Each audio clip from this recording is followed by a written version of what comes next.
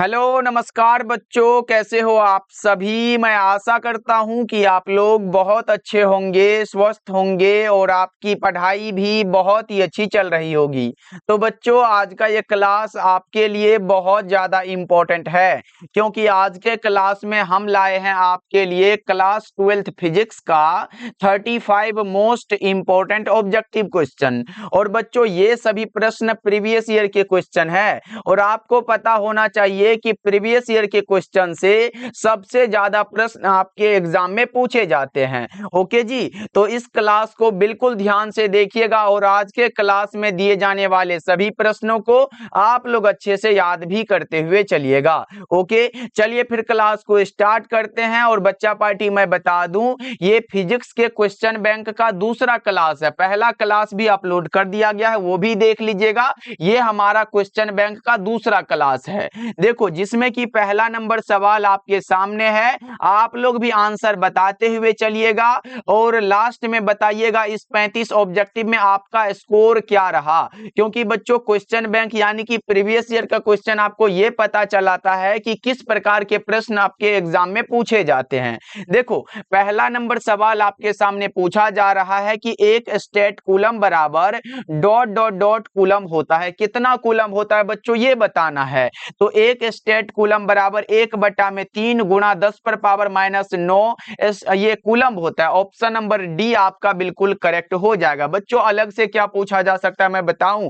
देखो, इलेक्ट्रॉन का चार्ज आपको याद है का कितना होता है, बताओ एक बार जल्दी से चैट सेक्शन में। तो इलेक्ट्रॉन का चार्ज होता है 1.6 × 10⁻⁹ कूलम होता है। अच्छा बच्चों, इलेक्ट्रॉन का द्रव्यमान कितना होता है बताओ तो एक बार। इलेक्ट्रॉन का द्रव्यमान होता है 9.1 × 10⁻31 kg होता है सर। अच्छा बच्चों, इलेक्ट्रॉन का विशिष्ट आवेश बताओ, एग्जाम में कई बार पूछा गया, जल्दी से बताते चलो। जितना बताऊंगा अलग से वो इंपॉर्टेंट होगा। इसका अगर विशिष्ट आवेश पूछे तो कितना लगाओगे, 1.76 गुना 10⁻11 ये हमारा कूलम प्रति केजी होता है। ये सब बात आप याद रखिएगा।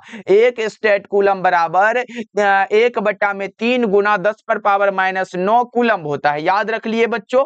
चलो आगे बढ़ते हैं। एक एक प्रश्न आपके एग्जाम के दृष्टिकोण से इंपॉर्टेंट है। और बच्चों, मैं बता दूं, इस क्लास में ज्यादातर न्यूमेरिकल टाइप का क्वेश्चन होगा, इसीलिए इस क्लास को एकदम बिल्कुल ध्यान से देखना। और ये क्लास थोड़ा आराम से बताना पड़ेगा ना, क्योंकि बच्चों यहाँ पे आपको समझाना तो जरूरी है ना। देखो, यहाँ पे पूछा जा रहा है, एक उभयोत्तल लेंस के प्रत्येक तल की वक्रता त्रिज्या 20 सेंटीमीटर है, तो लेंस की क्षमता क्या होगी। कई बार एग्जाम में यहां से प्रश्न बना है, आपने लेंस की क्षमता के लिए पढ़ा है। अगर हमारा फोकस दूरी सेंटीमीटर में, फोकस दूरी या फिर वक्रता त्रिज्या सेंटीमीटर में दिया गया हो तो हम आराम से निकाल लेंगे। आपने पढ़ा है कि P बराबर क्या होता है, 100 फोकस दूरी या फिर वक्रता त्रिज्या, दोनों सेम होता है जी। यहाँ पे आप निकाल लोगे, हमें निकालना है ये, तो 100/20 हो जाएगा, 20 बचे का 100 हो जाएगा।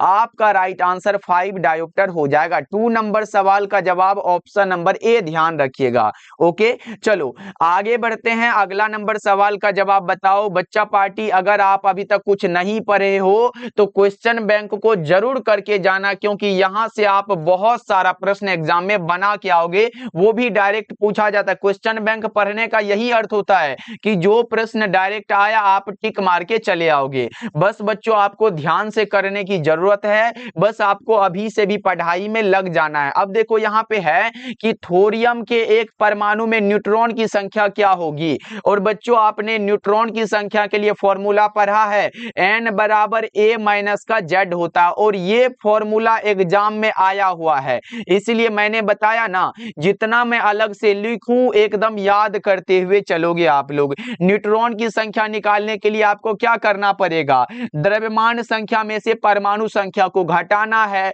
और आपका ऊपर में होता है द्रव्यमान संख्या, नीचे में होता है परमाणु संख्या।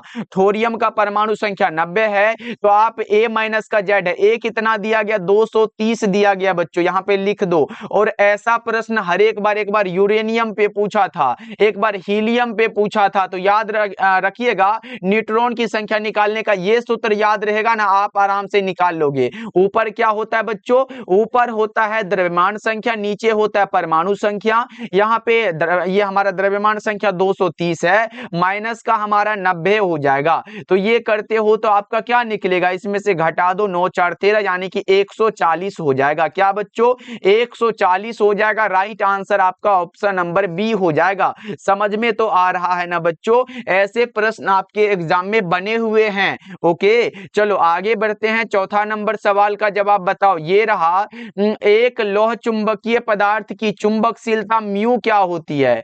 म्यू इज ग्रेटर देन 1 होती है, ये याद रखना है। आपका सही जवाब ऑप्शन ए हो जाएगा। और आपको ये पता है क्या बच्चों, लौह चुंबकीय पदार्थों की चुंबकशीलता सबसे अधिक होती है, ये बात आप याद रखिएगा।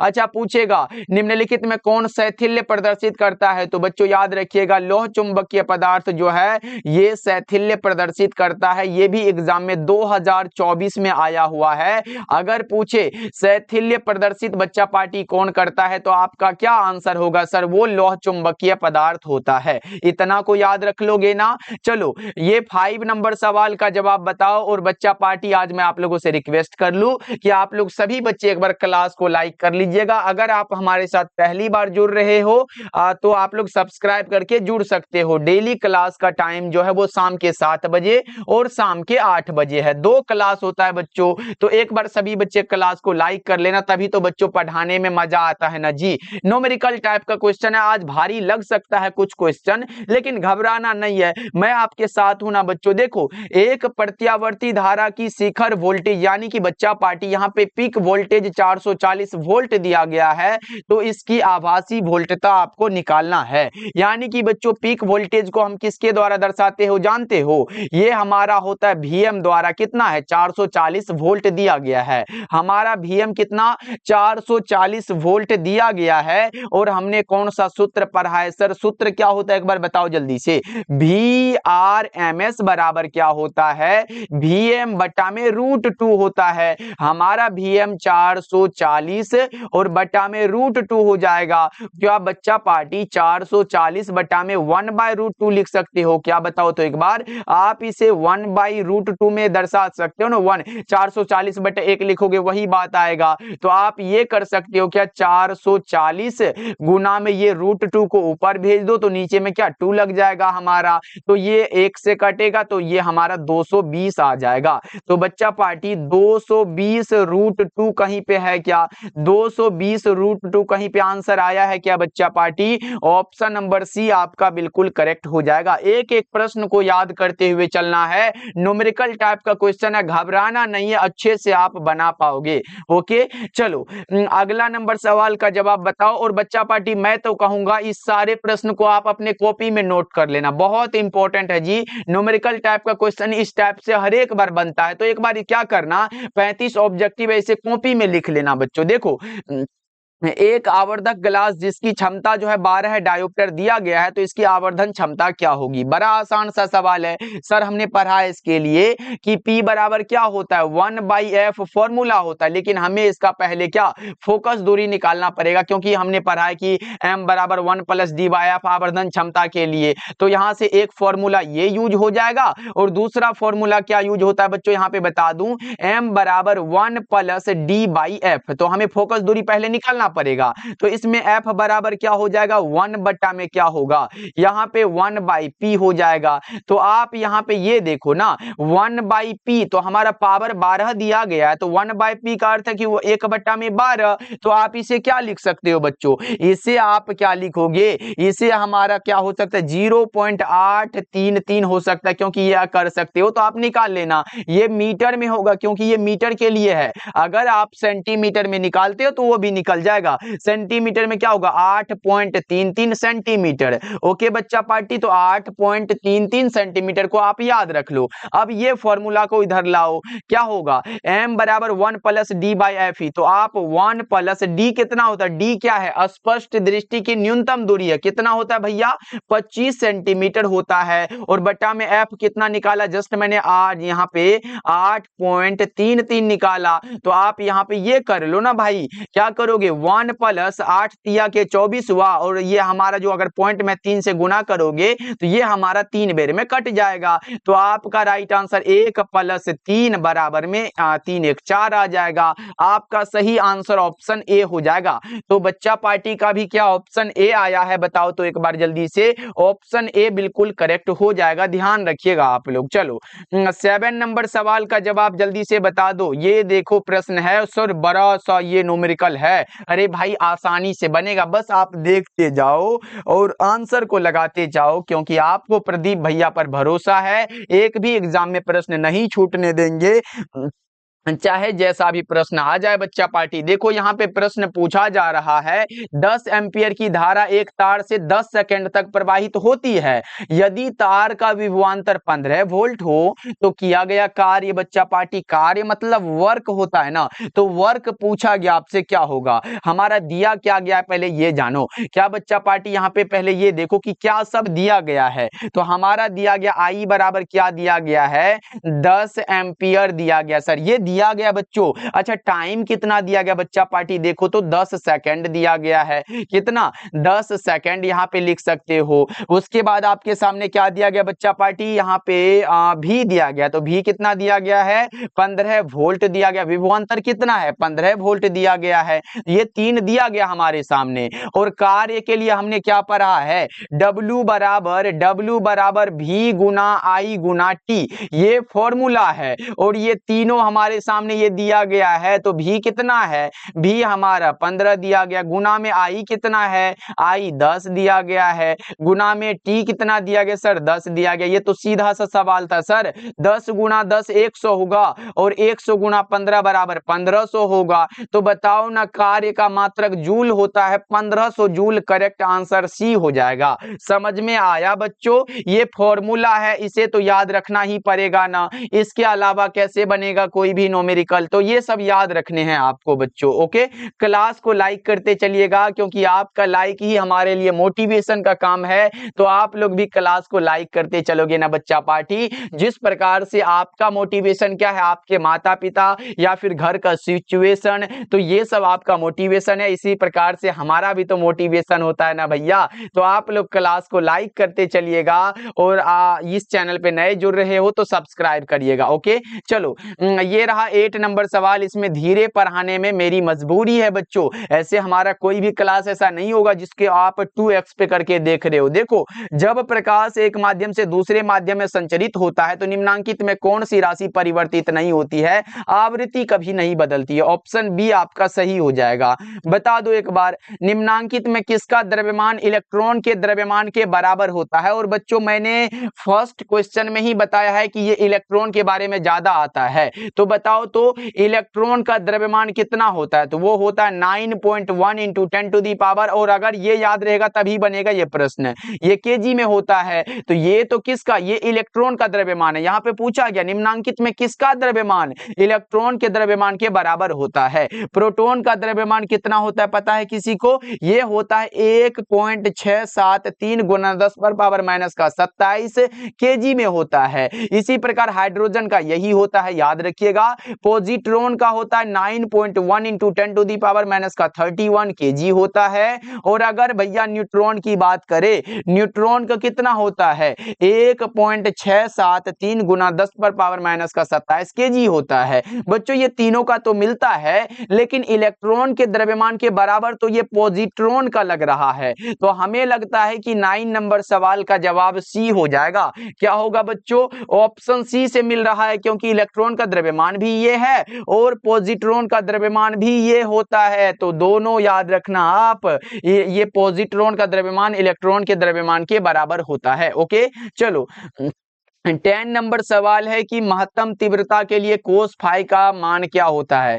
बच्चों अगर महत्तम तीव्रता के लिए ये +1 होता है, लेकिन एक चीज जानते हो, आपने पढ़ा होगा वाटहीन धारा। बच्चों क्या यहाँ पे वाटहीन धारा पढ़ा होगा, इसमें कोस फाई का मान क्या होता है, 0 होता है। और आपने पढ़ा होगा कि फाई बराबर π/2 होता है। बच्चों अगर वाटहीन धारा के लिए पूछे ना, तो कोस फाई बराबर 0 लगाइएगा, ऐसा नहीं कि +1 लगा के आना। यहाँ पे महत्तम तीव्रता के लिए था, इसीलिए इसका आंसर +1 होगा बच्चों। ओके, चलो 11 नंबर सवाल का जवाब बताओ। आपका कंफ्यूजन भी दूर करना होता है, जिससे कि क्या एग्जाम में जैसे भी प्रश्न बने आप बना के आओगे। देखो विद्युत क्षेत्र यानी कि ई का ऐसा ही मात्रक क्या होता है, इस पे वेक्टर लगा होता है क्योंकि ये सदिश राशि है बच्चों। और आपने पढ़ा होगा ई बराबर F/Q फॉर्मूला होता है। एफ का मात्रक न्यूटन और चार्ज का मात्रक कूलम, तो आप इसको न्यूटन प्रति कूलम ऐसे भी लिख सकते हो ना। राइट आंसर बी हो जाएगा। सर ये किसका मात्रक है? ये आवेश के पृष्ठ घनत्व का मात्रक है, आपने अगर पढ़ा है तो याद होगा। एम्पियर मीटर किसका मात्रक है? एम्पियर मीटर सर ध्रुव प्रबलता का मात्रक है, ये तो याद है ना। अच्छा वोल्ट मीटर किसका मात्रक है सर? वोल्ट मीटर विद्युत फ्लक्स का मात्रक है। वोल्ट मीटर किसका? विद्युत फ्लक्स का मात्रक है। ओके, और बच्चों विद्युत क्षेत्र का दूसरा भी मात्रक होता है, वो होता है वोल्ट प्रति मीटर। ये सब याद रखिएगा आप लोग। चलो 12 नंबर सवाल का जवाब बताओ। ये भैया प्रीवियस ईयर क्वेश्चन है, एक भी प्रश्न को आप नहीं छोड़ोगे। बताओ किसी वस्तु का वस्तु से बड़ा प्रतिबिंब आभासी प्रतिबिंब किससे बनेगा? अवतल दर्पण के द्वारा वस्तु से बड़ा प्रतिबिंब बनता है। 12 नंबर सवाल का जवाब ऑप्शन बी हो जाएगा। क्या होगा बच्चों? ऑप्शन नंबर बी आपका बिल्कुल करेक्ट हो जाएगा। चलो अगला नंबर सवाल का जवाब बताओ। ये रहा प्रश्न आपके सामने। प्रकाश विद्युत प्रभाव में उत्सर्जित इलेक्ट्रॉन की अधिकतम गतिज ऊर्जा किस पर निर्भर करती है? ये किस पर निर्भर करती है? तरंगदैर्ध्य पर, आवृत्ति पर, कार्यफलन पर, या इनमें से सभी? क्या होगा 13 नंबर सवाल का जवाब? क्या होगा बच्चों? ये हमारा गतिज ऊर्जा के लिए के ई बराबर क्या पड़े हो फॉर्मूला? जल्दी से बता दो। एच न्यू माइनस का क्या होता है? फाई होता है ना। ये अगर ये है तो ये कार्यफलन पर निर्भर करेगा। और आवृत्ति है भैया, ये न्यू क्या है भैया? आवृत्ति है। तो यहाँ पे देखो एच भी हमारा कांस्टेंट है तो ये नहीं होगा, और ये आवृत्ति पर भी निर्भर करता है। और हमने ये न्यू जैसे आया तो हमने एक न्यू बराबर फॉर्मूला पढ़ा है कि सी बाय लेमडा होता है, तो लेमडा भी निर्भर करेगा ना, लेमडा जिसे तरंगदैर्ध्य कहते हो। तो ये सभी के सभी सही है बच्चों। फॉर्मूला मैंने क्या बताया? ये हमारा अगर ये है काइनेटिक एनर्जी है तो यहाँ पे क्या बताया? एच न्यू माइनस फाई, ये लिख लो। ये फॉर्मूला याद रखना, एग्जाम में बन सकता है। और दूसरा मैंने क्या बताया? न्यू बराबर क्या बताया बच्चों? जल्दी से एक बार बताओ, जल्दी से। बच्चा पार्टी का कमेंट रुक रहा है, ऐसे में काम नहीं चलेगा। वो हमारा क्या होगा? सी बाई लेमडा होता है, तो ये भी याद रखिएगा आप लोग। ऐसे ई बराबर हमने एच न्यू भी बताया है, ये तो पहले बताया, लेकिन यहाँ पे याद रखने की जरूरत नहीं है। रख सकते हो तो रख लो। ओके चलो अगला बता के चलो कि ऊर्जा संरक्षण सिद्धांत का पालन कौन करता है? आपने पढ़ा कि कूलाम का नियम कोई ऊर्जा का पालन नहीं है। लेंज का नियम ऊर्जा संरक्षण पर आधारित है, बी ऑप्शन सही है। किरचॉफ का द्वितीय नियम ऊर्जा संरक्षण पर आधारित है, ये भी सही है। तो बी और सी विकल्प हमारा करेक्ट हो जाएगा। अच्छा बच्चों आपसे ये प्रश्न है कि किरचॉफ का प्रथम नियम किस पर आधारित है? बच्चों जल्दी से बताओ। प्रथम नियम की बात करें तो प्रथम नियम जो है ये आवेश संरक्षण पर आधारित है। प्रथम नियम किस पर बच्चा पार्टी? आवेश संरक्षण पर आधारित है। बच्चों आज थोड़ा सा गला खराब हो चुका है, इसलिए हम धीरे पढ़ा रहे हैं। आप लोग को ऐसे आवाज तो पहुंच रहा होगा ना, सर स्पीड में पढ़ाने की क्या जरूरत है। लेकिन है कि हम नहीं चाहते कि आपका टाइम वेस्ट हो, जिसमें कम समय लगे उसको भी ज्यादा फैलाना हमें अच्छा नहीं लगता है। देखो हाइड्रोजन स्पेक्ट्रम की कौन सी श्रेणी दृश्य भाग में पड़ती है?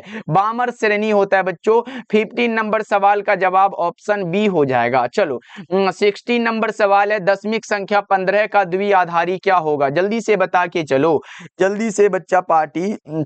ऐसे पहले बच्चा पार्टी बोला करते थे सर आपका वॉइस बहुत अच्छा लगता है, मतलब आवाज एकदम बढ़िया लगता है, लेकिन आज तो भैया नहीं लगेगा क्योंकि आज थोड़ा गला खराब सा है। तो आज तो भैया एकदम क्या करोगे, ये आप कह सकते हो आज कौवा वाला आवाज होगा। इससे पहले आप कोयल कह सकते थे लेकिन आज नहीं कहोगे। देखो 25 का द्विआधारी आप आराम से निकालो। 25 का क्या कहोगे? ये निकालो सर। यहाँ पे 12 दूना के 24 हुआ, शेष 1 बचा, इधर लिख दो। फिर 2 से लगाओ, 2 छा के 12, शेष 0 बचा।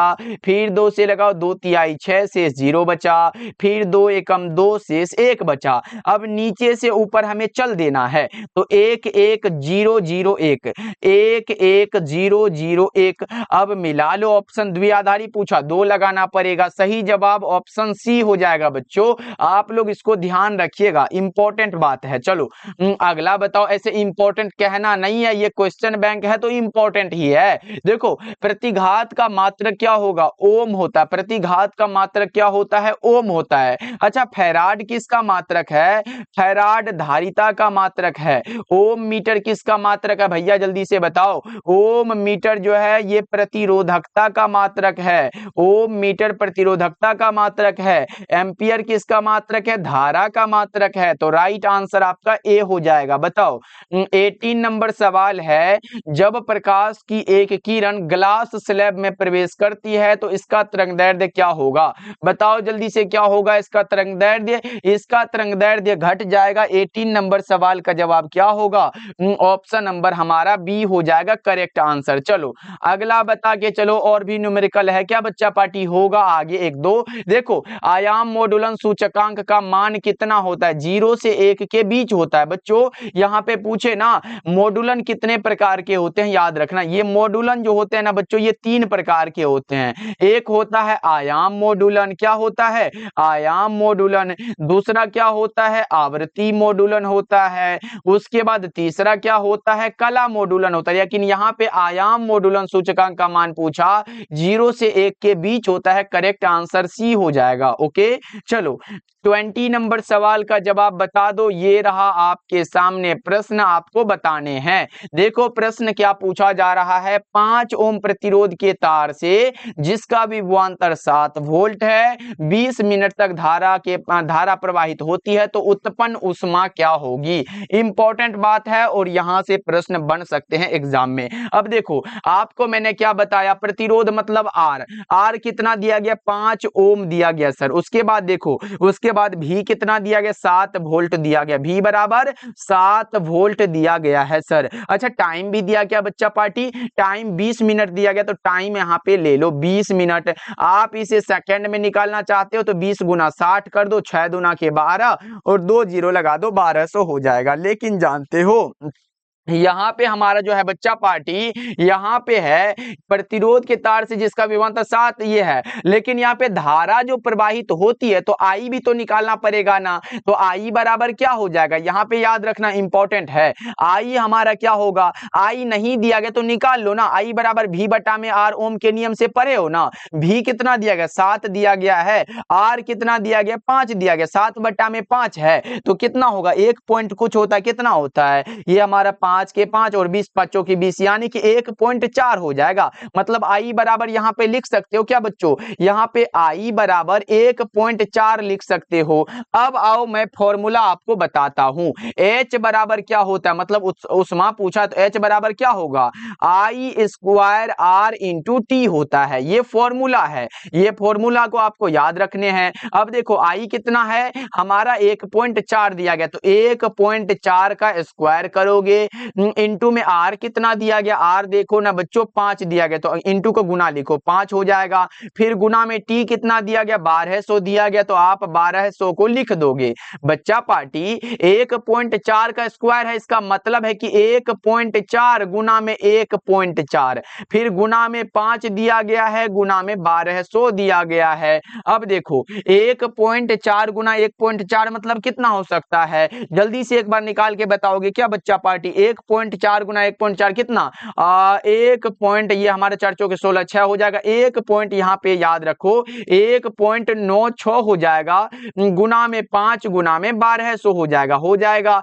अब देखो ये हमारा 12 पंचे का 60 हो जाएगा, मतलब ये हमारा कौन सा हो जाएगा 6000 हो जाएगा, और गुना में 1.96 करोगे तो आपका कितना निकल जाएगा, ये मैंने निकाला था शायद, कितना निकला था 11760 के आसपास ये निकला था। लेकिन ये देखो अगर उष्मा है तो इसमें जूल आ जाएगा और हमसे यहाँ पे कैलोरी में दिया गया तो ये भी दिक्कत बात है सर, दिक्कत बात नहीं है। एक चीज और हमने पढ़ा है कि एक कैलोरी में सर, एक कैलोरी में कितने जूल होते हैं, ये हमारा होते हैं 4.2 जूल होते हैं। तो ये याद रखना एग्जाम में आ सकता है कि एक कैलोरी में कितने जूल होते हैं, तो याद रखोगे 4.2 होता है। तो 11760 में में यहाँ पे लिख लो 11,760 में आप 4.2 से भागा दे लो तो आपका कितना लगेगा, ये 2800 कैलोरी निकलेगा। आप निकाल लो ना बच्चा पार्टी, इसको भागा देने आता है ना आप लोगों को, तो ये इसमें भागा दोगे तो आपका 2800 कैलोरी निकल जाएगा। एकदम सही है बच्चों, गलत नहीं है। आप लोग अच्छे से ध्यान रखिएगा और इसे लिख के याद करिएगा आप लोगों के। चलो अगला नंबर सवाल का जवाब बताओ। 21 नंबर सवाल आपके सामने ये रहा और आपको बताना है, क्या बताना है सर, जब शुद्ध जर्मेनियम या सिलिकॉन में त्रिसंयोजी अशुद्धि मिलाई जाती है तो कौन सा अर्धचालक प्राप्त होता है। अगर हम त्रिसंयोजी को मिलाते हैं तो पी प्रकार का, और अगर बच्चों पंच संयोजी को मिलाते हैं, क्या अगर मैं पंच संयोजी को मिलाऊं तो ये कौन सा एन प्रकार का अर्धचालक प्राप्त होता है। तो ये दोनों याद रखोगे आप लोग, सही है, इंपॉर्टेंट है। चलो अगला नंबर सवाल का जवाब बताओ। जब ट्रांसफॉर्मर की लौह क्रोड से परवर्ती चुंबकीय फ्लक्स संबद्ध किया जाता है तो कौन सी धारा उत्पन्न होती है, भंवर धारा। और बच्चों ऐसे 2 नंबर में पूछे ना कि भंवर धारा क्या है तो आप ये लाइन लिख दोगे ना, आपका 2 नंबर मिल जाएगा। चलो अगला बता के चलो। 23 नंबर सवाल है कि विद्युत द्विध्रुव आघूर्ण का SI मात्रक क्या है। आपने पढ़ा होगा विद्युत द्विध्रुव आघूर्ण को P द्वारा दर्शाते हैं, P बराबर Q गुना में L फॉर्मूला होता है। आवेश गुना दोनों आवेशों के बीच की दूरी, लंबाई लिखो या फिर D दूरी लिखो, D लिखो या फिर L लिखो। यहाँ पे चार्ज का हो जाएगा कूलम, गुना में लंबाई का हो जाएगा मीटर, तो कूलम मीटर सही जवाब हो जाएगा। अच्छा एग्जाम में ये भी आता है कि क्या आता है सर, ये आ जाता है कि इसका दूसरा मात्रक क्या है। दूसरा मात्रक याद रख लो, इसका दूसरा मात्रक है डेबाई, और 1 कूलम मीटर बराबर होता है 3 गुना 10 पर पावर 29 डेबाई। तो ये याद रखिएगा। आज बच्चा पार्टी मैं चाहूंगा इस क्लास में आप लोग प्यारा प्यारा कमेंट करिएगा जब ये क्लास खत्म हो जाए तब, इसलिए सभी बच्चे जुड़े रहिएगा हमारे साथ। चलो 24 नंबर सवाल है, फ्यूज तार के लिए निम्नलिखित में कौन सही है।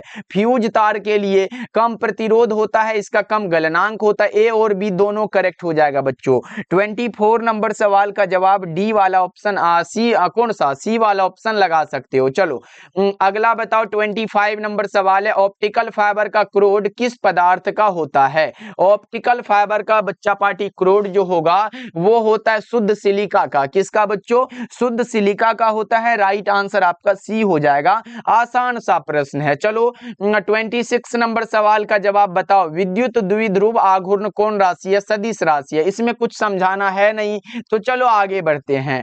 27 नंबर सवाल है, अनुचुंबकीय पदार्थ की चुंबकीय प्रभाव कैसा होता है। अगर बच्चों अनुचुंबकीय पूछा है तो धनात्मक होगा।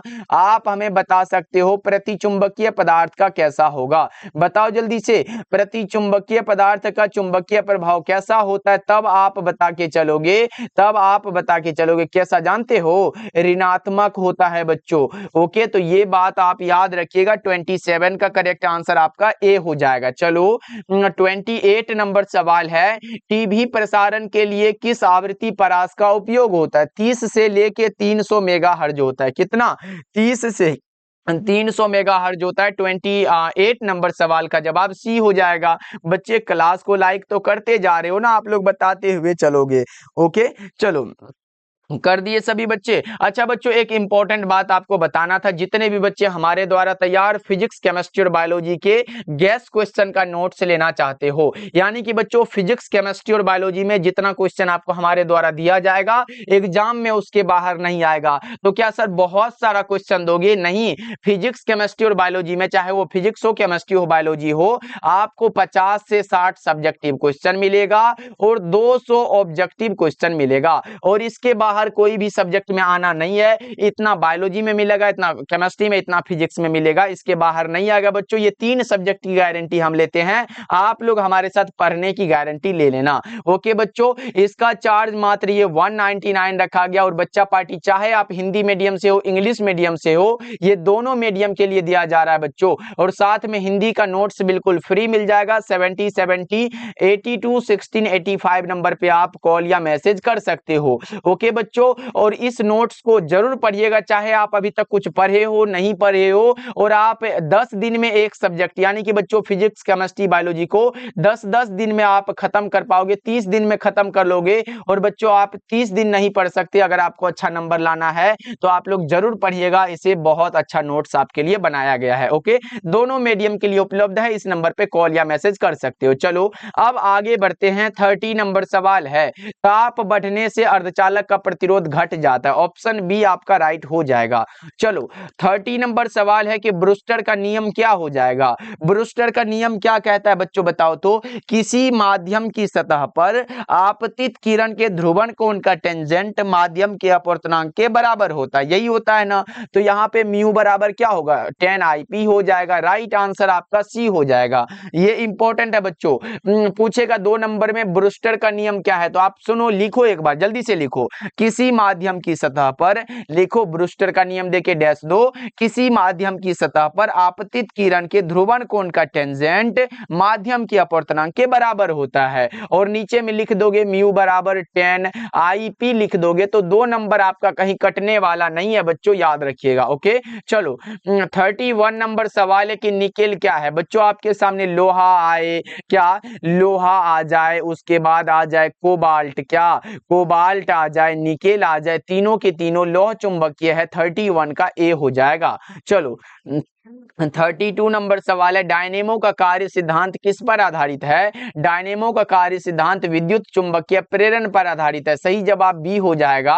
और बच्चों आपको याद रखना है, विद्युत चुंबकीय प्रेरण की घटना के आविष्कारक जो थे वो फैराडे साहब थे।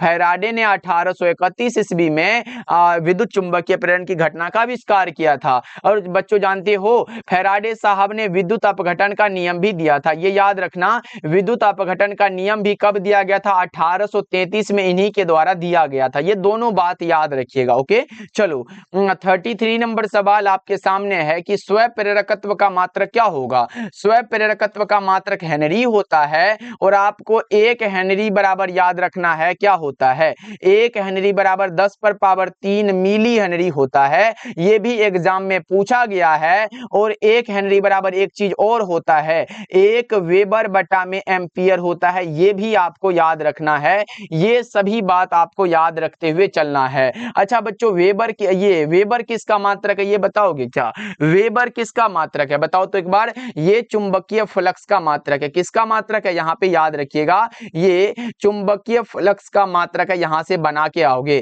वोल्ट किसका मात्रक है बच्चों, ये विद्युत विभव का मात्रक है। ये सब बात आपको याद रखने हैं। चलो आगे बढ़ते हैं, अगला है 34 नंबर सवाल, एक पतले फिल्म के रंग का कारण प्रकाश का व्यतिकरण है, सही जवाब बी हो जाएगा। चलो 35 नंबर सवाल है, प्रकाश के अनुप्रस्थ रंग की पुष्टि कौन करता है। प्रकाश के अनुप्रस्थ रंग की पुष्टि बच्चों ध्रुवण करता है, सही जवाब ऑप्शन सी हो जाएगा। चलो बच्चा पार्टी, इस क्लास में मैंने पूरे 35 ऑब्जेक्टिव को करवाया, और अब आप बता दो अपना स्कोर की 35 में आपका कितना सही हुआ। बच्चों ये स्कोर जानने के लिए मैं बहुत मतलब क्या इंतजार में रहता हूं कि बच्चा पार्टी हमारे कितने सही कर पाते हैं। तो आप लोग जरूर इसमें लगाए होंगे, कम से कम हमें लगता है कि 30 प्लस तो सही हो गया होगा। आप लोग कमेंट करिएगा, और बच्चों नए जुड़ रहे हो सब्सक्राइब कर लीजिएगा। और एक बात, अगर आप उस नोट्स को पढ़ना चाहते हो बच्चों, ये 199 कोई बड़ा चार्ज नहीं होगा जब आप एग्जाम में तहलका मचा के आओगे, क्योंकि अगर आप अपने प्रदीप भैया पे भरोसा कर चुके हो तो इसके बाहर मैं आने नहीं दूंगा। और बच्चों हिंदी का नोट्स हमारे तरफ से बिल्कुल फ्री रहेगा। आप इस नंबर पे कॉल या मैसेज करोगे 7070 82 16 85 नंबर पे। ओके बच्चों, और आप लोग जो है टेलीग्राम भी ज्वाइन कर लीजिएगा। सभी बच्चे जाके टेलीग्राम पे विद्या आनंद सर्च करिएगा, वहां भी ज्वाइन कर लीजिएगा। मिलते हैं फिर बच्चों अगले क्लास में।